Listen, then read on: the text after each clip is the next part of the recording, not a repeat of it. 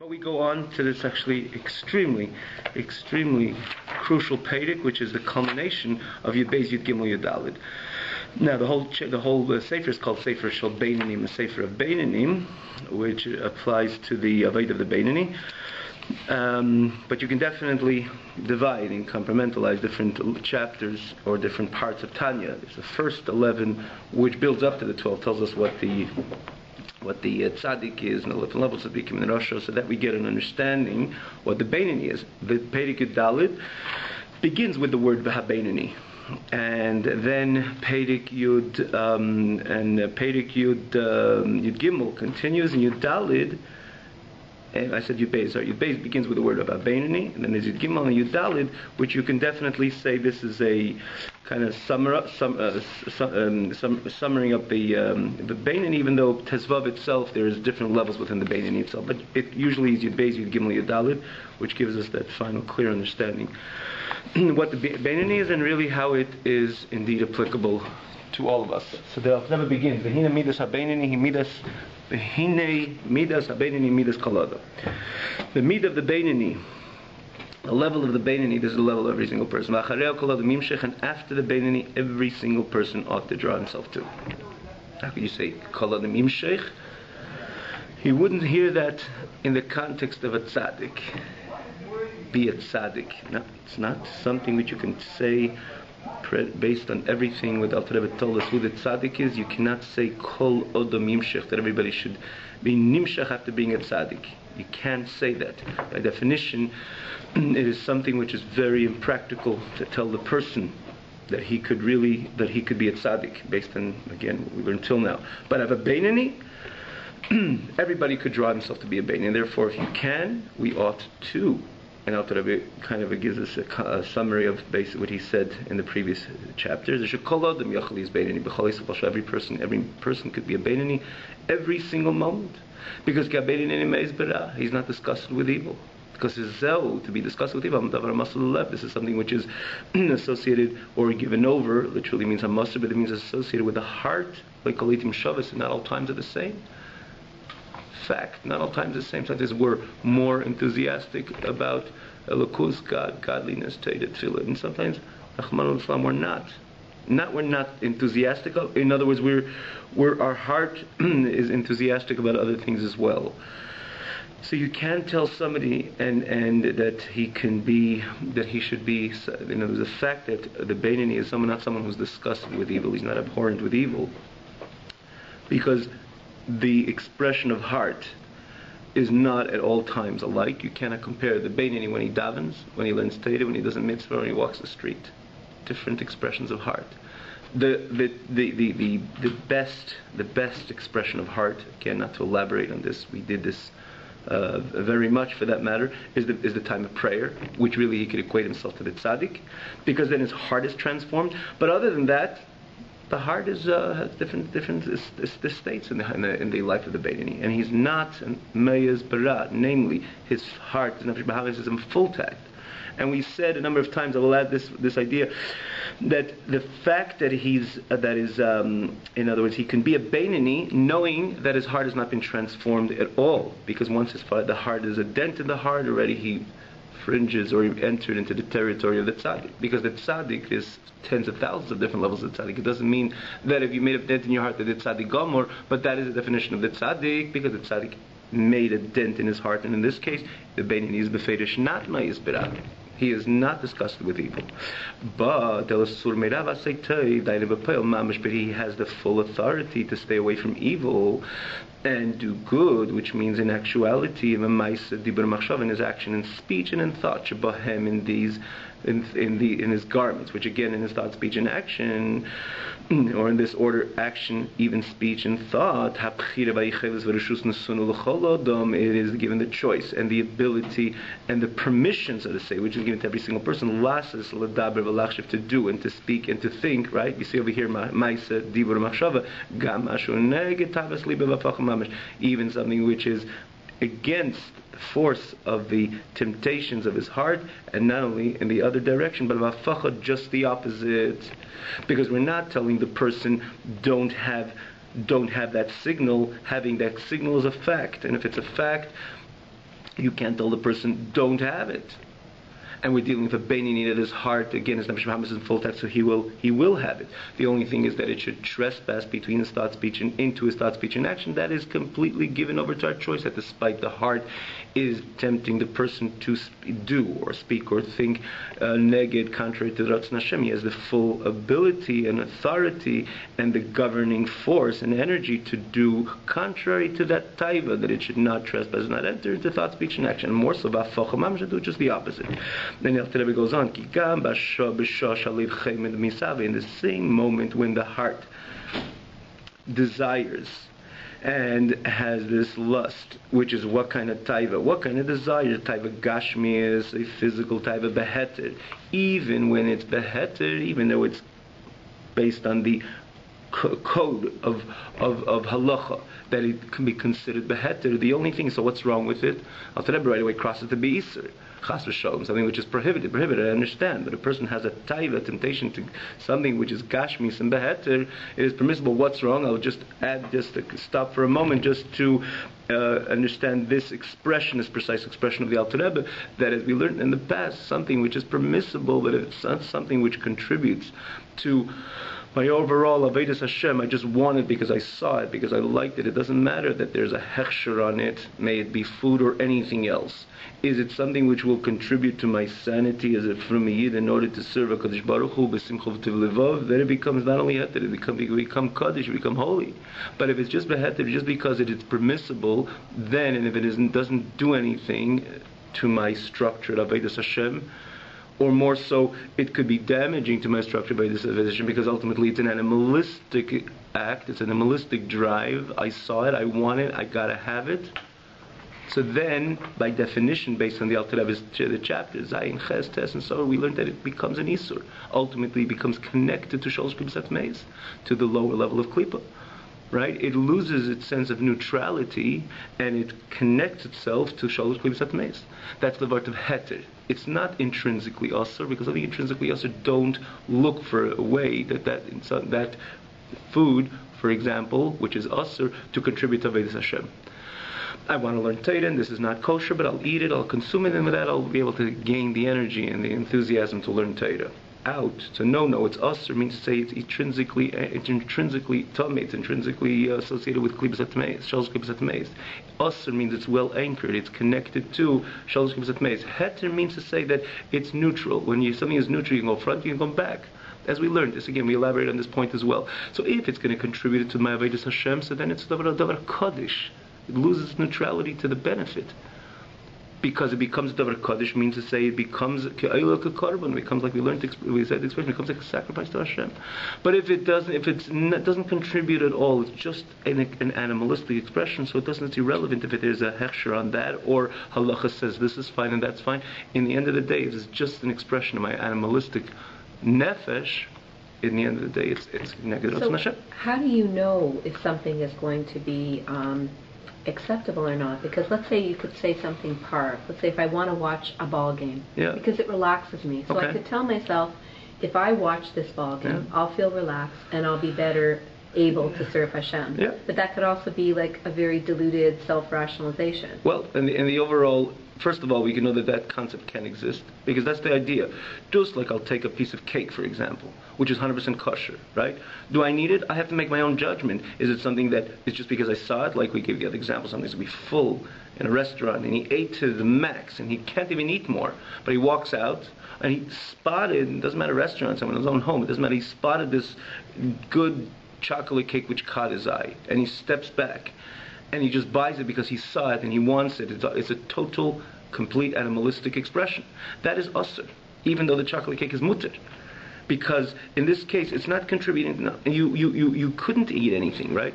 So why am I saying this? And then this is, for that matter, in every single step in the world of heter, in the world of the permissible, we always have to make that judgment on ourselves.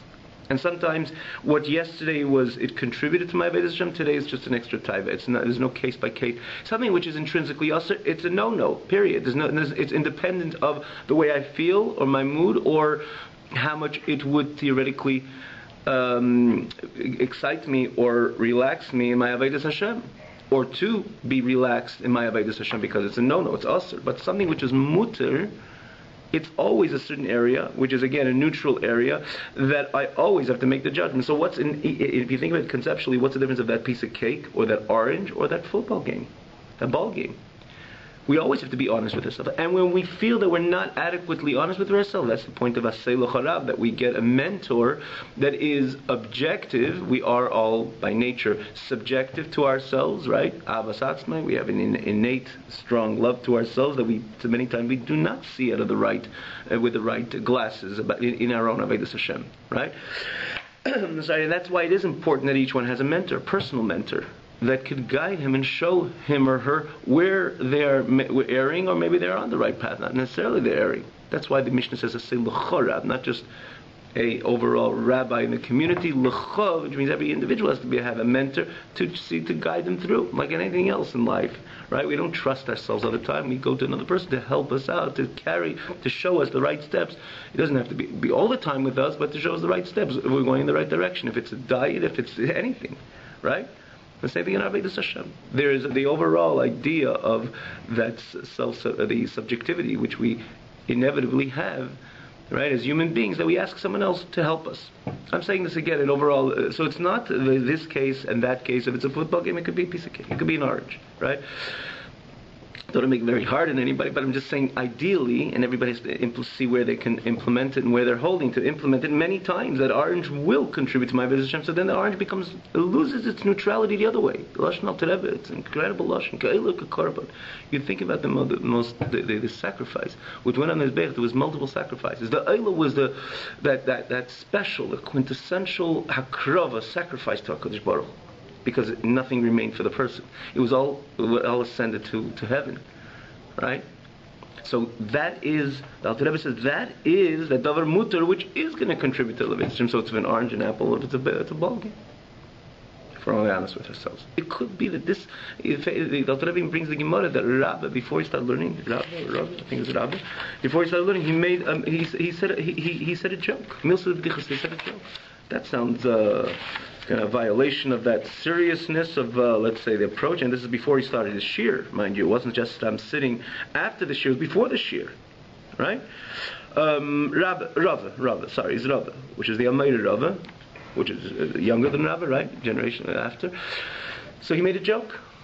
Doesn't seem to fit into that serious rabbinical gathering in order to learn Torah, but the answer is his objective, and maybe it was Milsa de B'dichas, his objective was to get in order to enter into the serious studies. He felt that sometimes you start serious, you lose it, so you just loosen up a little bit, and then you enter into the serious mode of learning. So it's a joke. And a joke, by definition, could be looked at as something which is, it's a looseness, frivolousness, and Avodas Hashem doesn't work. But if he did it for the sake of getting the attention of his Talmidim, it becomes a davar kaddish. Obviously, Rabbi didn't do anything out of the line of Kedusha. He was a tzaddik also, not only a Beinoni. And the same thing the Gemara says, chama v'reicha pikchin. In other words, the good piece of meat and wine. If it's for the mitzvahs einik Shabbos, or even in the middle of the week, in order to crystallize my mind for learning, it becomes like an oil carbon. It loses neutrality the other way, which is it's not only just like halfway good and no good. No, it can become davar kaddish. It's very encouraging if we judge ourselves right. It's not only we just pass that, we let it go. The beautiful word in Alter Rebbe and Perek Zayin is that we should always look at it the other way, right? We have something so we're so full of guilt. We think like, it's probably bordering the no good, and probably there's the other way around as well, the other direction as well, which is very encouraging. That if it does contribute to my Avodas Hashem, it becomes like an oiluk carbon. I went to the mizbeach and I brought a sacrifice. If that piece of meat contributed to my understanding, and I say contributed to my understanding because this was the lashon of the Gemara, that a Tanya came the next day after they were discussing a subject, and he came with a very clear answer, and they asked him, last night we were discussing the same subject. He says, but last night after our get together, I ate meat. And the next morning I had a crystal mind. So the meat not just passed the red line, the meat became became a sacrifice. And it's very holy when you bring a sacrifice, right? We don't have to bring a sacrifice, something very holy. So we have to know that it works the other way around. Yet, sometimes we feel the other way because at the end of the day, we are, like I say, we're not tzaddikim. We're just trying to be Beinanim, and the Beinanim, the Nefesh Bahamas is fully intact, and many times it is, as we know, many times it is just an animalistic expression, or expression driven by the animal within us. So therefore we have to just make our own judgment. But if it's a judgment this way, it becomes Kaddish. The question is if it's not. Again, everyone, and many times, I'll just add this, put out this detail before we go further, many times the same piece of cake today became an Ayla, the next day it could be something which is Asur. Because today it truly helped me, and yet in the next day I was already full, it wasn't interesting, I just eyed it, and therefore I wanted it. So it's anything with the cake, nothing to do with the cake, it's my state where I'm holding. And something is two different people at the same time. So again, this is something which we, like anything else, we have to be honest with ourselves, but if it does, something relaxes in a certain way, then forget. Quite on the contrary. If we see it does help us in our Vedas Hashem, so it does. Yeah?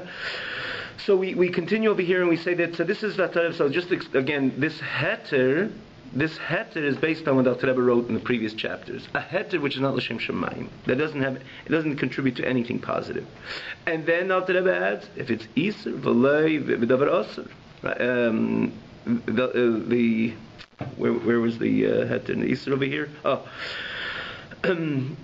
You see, I turned back to the previous chapters. It's on in Perek Yudaled. Okay, we continue. We're holding the type is gashmis beheter b'yisur chas v'shalom, or if something is prohibited, and we can, and we do have these drives and temptations to things which are prohibited as well. The beinoni, because the heart, the nefesh is intact. No, I'm not driven to that. It's not true. We could be driven to things which are usher. It's very important to know. Honestly, in Avodas Hashem is very important. Doesn't mean someone becomes more and more frum and all of a sudden you say, you're driven to that? No, I'm not driven to that. Yeah, you are. And that's who you are. And saying you're not, lying to oneself, no, I'm the frumid, I'm not driven to that, you're not gonna be able to take any positive steps in your Avodas Hashem. Yes, I'm driven to that, maybe heter and maybe isur. I am. But yet, I have the ability, Yachal Yizgaber, I could strengthen myself. I completely avert my mind from it completely.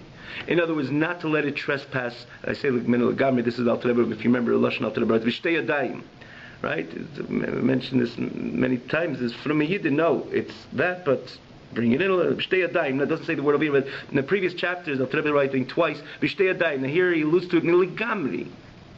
Talking when someone's honest in Avodas Hashem, I'm not going to allow it to come in at all. Not only 80%, not 20% yes. Not in action, not in speech, not even in thought. I have the ability. I have the temptation, but I'm not allowing it to come to my thought. As the Beinoni says to his heart, I don't want to be a Rosh even one moment. Because if I'm a Rosh a moment, I separate myself from God in a moment. For that moment. The Beinoni says to his heart, I do not want to be moved. I don't want to be separated Chas v'shalom from the Hashem Echad, from God, b'shum ofen, in no form or fashion. And we know a sin separates the Jew from his Creator. Nothing separates the Jew from his Creator.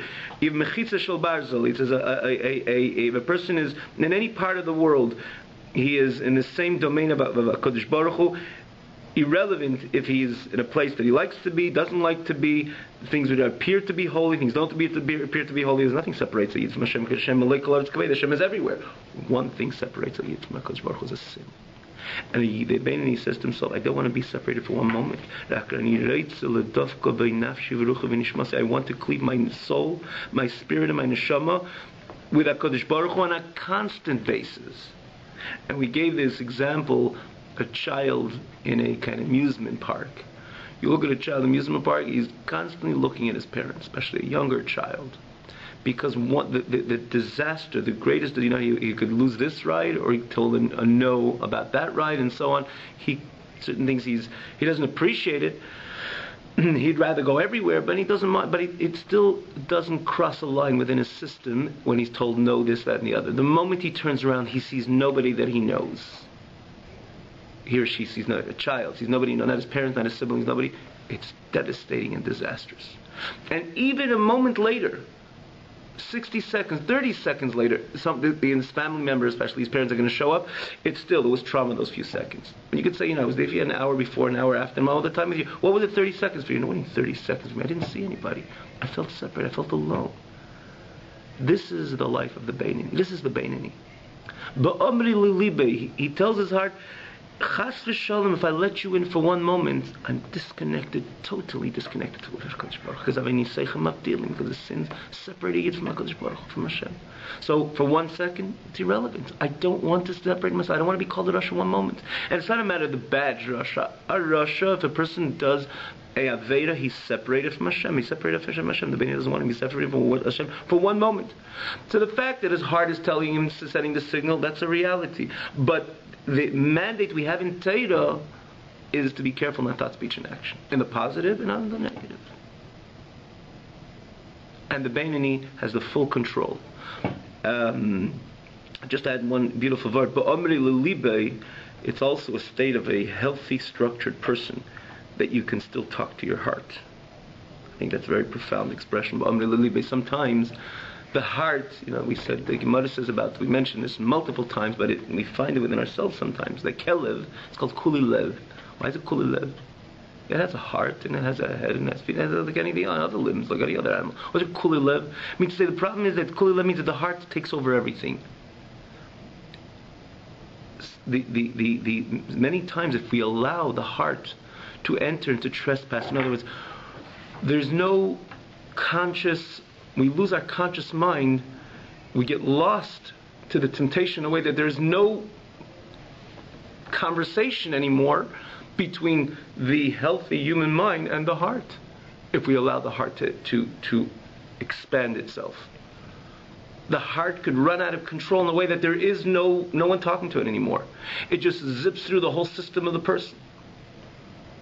But if a person on the overall is a Beinoni, in other words, he remains composed on overall. He's a composed person.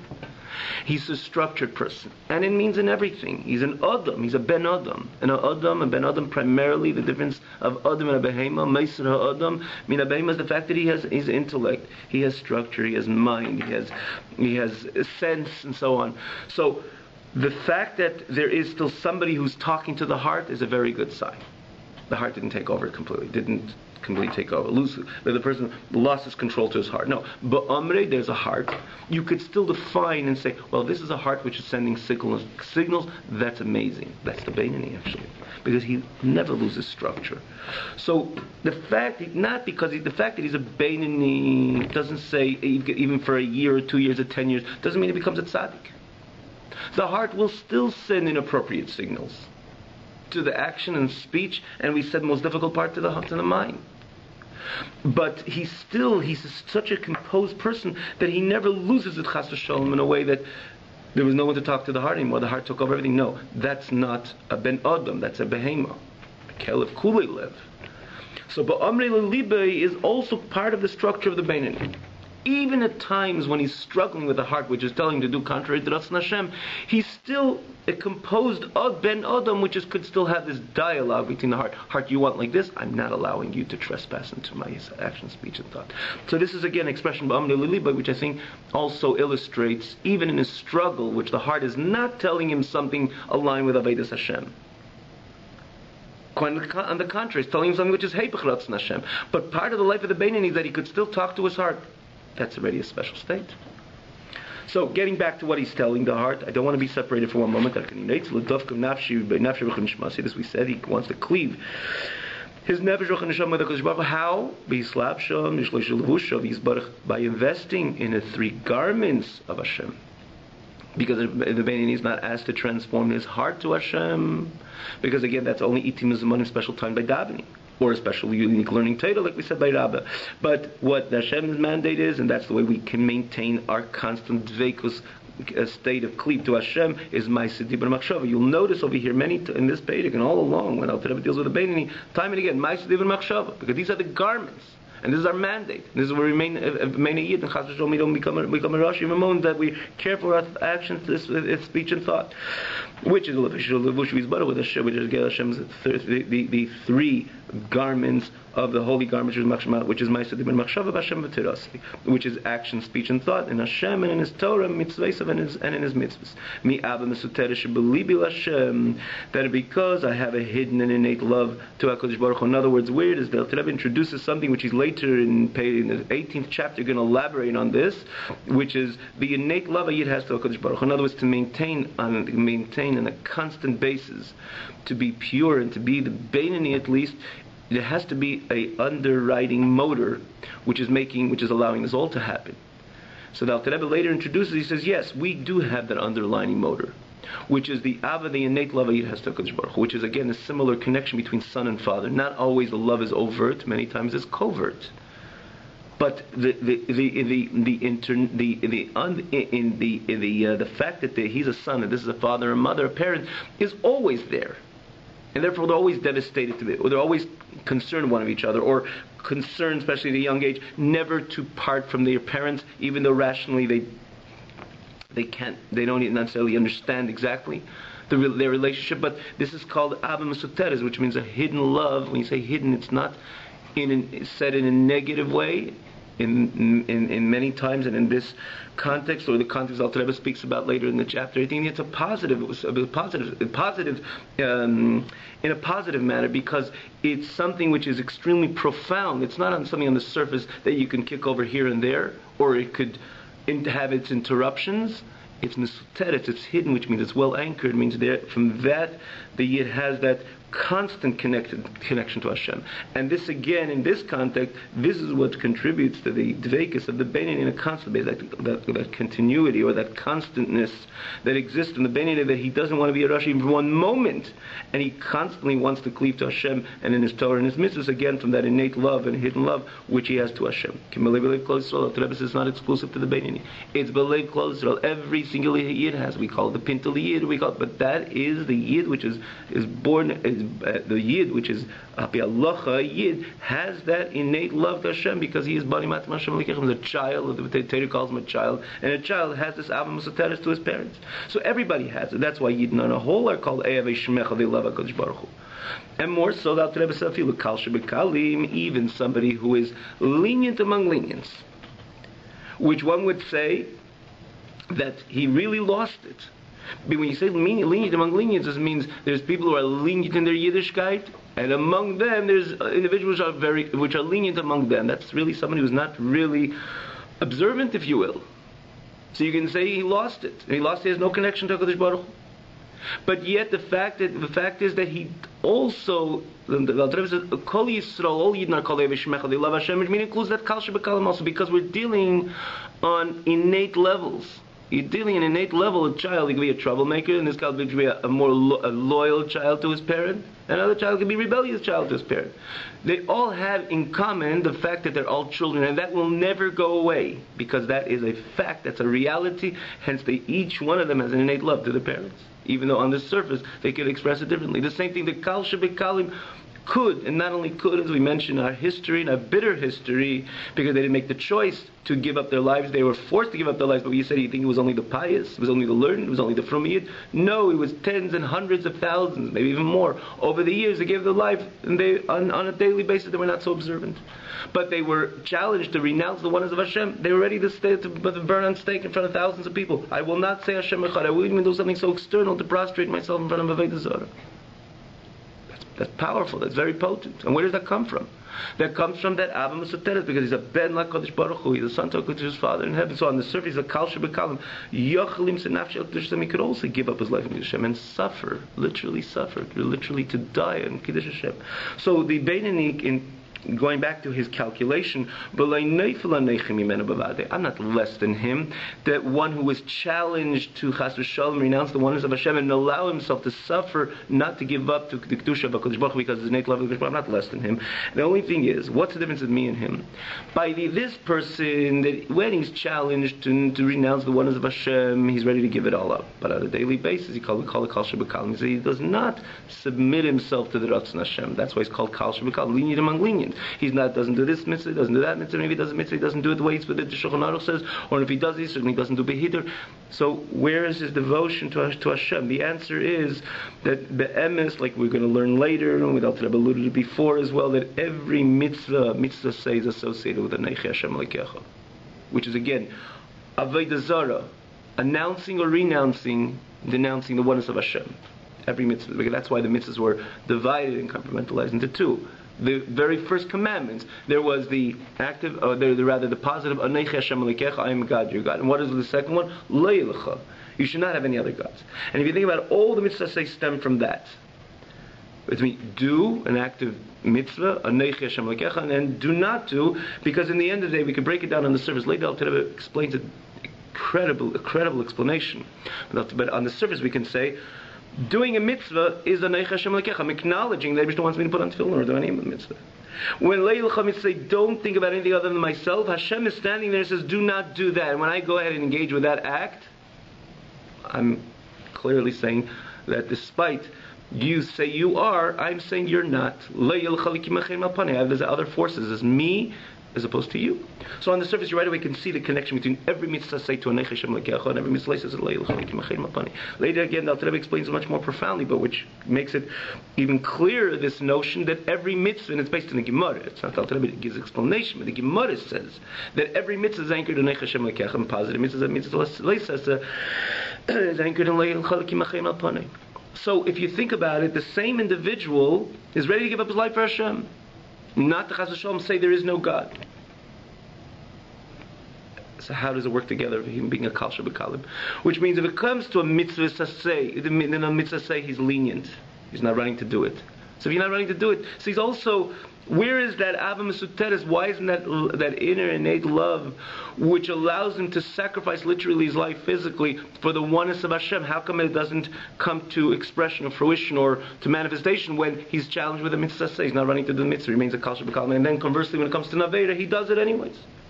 He's transgressing. And the next day he's challenged not to physically prostrate himself to Hashem. He will give up his life. Where is that devotion? So the answer is, it says, it's not rational. This is part of the tactic of the Yitzhahar, which sends of the Spirit. He says, this is nothing. You're not going to disconnect yourself with Hashem, with that Aveda. Or when it comes to mitzvah, say, relax a little bit. Don't worry, it's not really a Aneichi Hashem Elokecha. Why? Because, let's say, taking a tefillin to shaking a little of an this is shaking a little of an. Where does it say, I am Hashem in a little of an? So we try to make the connection ourselves, but it's part of the tactic of the Yitzhahar. Says, no, this is just a mitzvah. It's a one idea. You're not saying Chas v'Shalom, there is no God. It's a lulav, it's leaves, it's branches. And the same thing, Leisa, Hashem says, don't do it. But what am I doing in the end? It's not Hashem, I'm bowing down to Avodah Zarah. I'm just giving in to this temptation, the speech, action, or thought. Hashem says no, though. But this is part of the Ruach. This says, and this is part of what the BAYT is telling himself, Nichnas BAYT, to that Kal Shebekalim, which is ready to give up his life to in his Avodas Hashem, but he remains a Kal Shebekalim. It's all because the spirit of folly, spirit, and V'nitna, it appears to him, Shebaveda Zoy didn't be able to say. He thinks, again, with this sin, he remains with this Yiddish guy. And he believes, Ve'inish Masim Uvdelis Malakei Yisrael, that his soul is not separated from the God of Israel. And the reason for this is also V'gam, additionally to that Ruach Shtus, the spirit of folly which Yitzhahar is telling him, no, it's not the same. We know it is the same. Taita says the same. With this explanation and other explanation, the fact is it's the same. Once we put it into perspective, it's the same. So our passion to be stringent with Avodah Zarah will automatically apply to this, to any particular Aveda. And this is basically the scenario which is playing out of the passion of the Beinoni, which knows that it is essentially connected. But back to the one who's a Kal Shebekalim, he's overtaken by this Ruach Shtus, the spirit of folly, which is telling him, no, you're okay, you're Aden B'Yadusei. When it comes to bowing down to an Avodah Zarah, he doesn't. It would never dawn on him that he could remain loyal to his Creator by denying his Creator. Then it doesn't even enter his mind. So therefore, he would give up his life to the end. He would go to the extent of giving up his life. Rather, go to the end of to give up his life. But here, he feels identity at this. I'm still connected. In truth, we're not. But this is part of the Ruach Shtus. Additional, the Rebbe says, he forgets, he submerges that love which truly exists within his heart. He forgets. In other words, he brings it down. He submerges it. Basically, he doesn't allow it to be in a state of expression. Abalani, the Beinani says, I do not want to be a fool like him to deny the truth. And what is the truth? That every Aveda is associated with that, every mitzvah is associated with that, and every Aveda is associated with. So getting back to the example, and we will stop over here, but getting back to the example, which is within child, right? I will not do this to my parents because they're my parents. But many times a child can make such tzaddis to his parents, can be so rebellious, really he could kill them. I would kill my parents, chas v'shalom, right? I'll have to kill them. This is my parents. I love them. But he could really kill them. Because in the end of the day, this is the way it works. Just like and the reason why it works like this physically, because it's ultimately an expression, the way it evolves in Milmaila. Because when the Abishah says, gave us 613 mitzvahs, and he says, Anei Hashem Elokecha, this is what Anei Hashem Elokecha, Sheik Belul V'Nesek, and put up the mezuzah and all those mitzvahs, that's Anei Hashem Elokecha. And when it comes to Leichelikim Elchein Mapanei, so that's what stands behind it, but every Aveda Leichelikim Elchein Mapanei. And if we're not careful with certain mitzvahs, we should know that it is a transgression of Leil Chikim Acharim. And this is the sense of, again, that expression of clarity, the Beinani expression, Avalani, I don't want to be a fool like that, Kal Shebekalim, to deny the truth, which again we differentiate mitzvahs with Anei Hashem. I know every mitzvah I say is Anei, and every mitzvah is Leil Chikim. Hence, I will never allow to do envy, allow myself, or allow my heart, to signal my heart to enter in trespass, action nor speech, not even thought. Because I know every Aved is going to separate me from Hashem. Ani to deny the truth. Now, the Alter Rebbe is going to continue, as we'll continue next week, hopefully, that as opposed to something which, again, he comes back, which I think it's so comforting over here, that he comes back to it. Because you're climbing, you're clear, you'll never do an Aveda. But what about the heart again? Alter Rebbe will come back, as you'll see the lines further. No, Davra Masel Lev, that's not you. And if it's not you, don't put yourself, it's just going to confuse you. You could have, your heart is in full tact, even after you make that decision. Because the war and the challenge today is not only coming back tomorrow, it's coming back not only in 5 minutes, it's coming back in 5 seconds. And it come back another 5 seconds later, another 5 seconds later, and again, there's always different states. Sometimes it's 5 seconds, or 5 milliseconds, or 5 hours. It depends where we are, what state we're. But to understand, the heart is in full tact. And if we and knowing that our mandate is machshava d'b'maisa, it's a challenge, but it's a clear challenge. It's a challenge with a vision, it's a challenge with a goal, and a challenge with an attainable challenge. And that's what Alter Rebbe comes back. I mean, don't look for something which is not attainable to you, and say, no, I don't, my heart doesn't go in that direction. No, that's already a tzaddik. That's a different idea. Have a great night.